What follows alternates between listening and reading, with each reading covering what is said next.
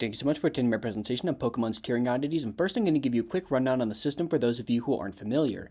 In singles, Pokemon are sorted into tiers based on usage stats in order to create unique formats. This, in theory, creates balanced metagames and provides weaker Pokemon an opportunity to shine. For example, at the start of Gen 9, Tinkaton couldn't cut it in overuse, but found a home in the second tier, underused. There was also an Ubers tier, made up of the broken Pokemon like powerful legendaries, mythicals, and of course our good old friend Dracovish. Even though this tier is the highest power level, it is not the main format. So let's get right into it. First off, we'll talk about power creep and how sudden changes have caused some Pokemon to drop off hard. When DLCs and new metagames come out suddenly, a phenomenon known as new toy syndrome appears, where players are more drawn towards the new fun stuff than the old stuff. This means that some mods that are actually really good receive low usage. This happened when Auras came out and a ton of new megas were released. While people gravitated towards the obviously broken shit like Mega Sableye, Mega Lopunny, and Mega Beedrill were left in the dust. They received such little usage that they dropped all the way down to P, where they tore the tier to shreds.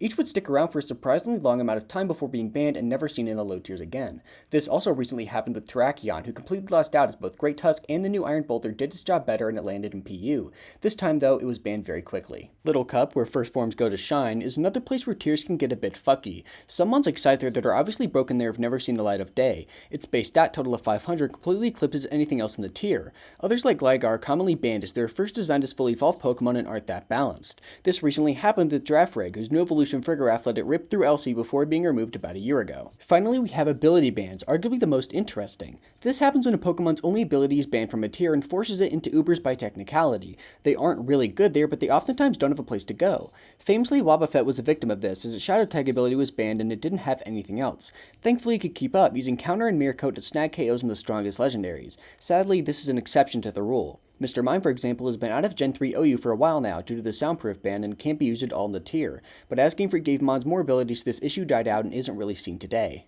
In conclusion, Smogon's tiering system is extremely interesting, and while for the most part it's really good, it does have a couple of unintentional consequences. There's a decent bit of these examples, so if I miss something, make sure to let me know and I'll put it in the next one. Thank you so much for watching.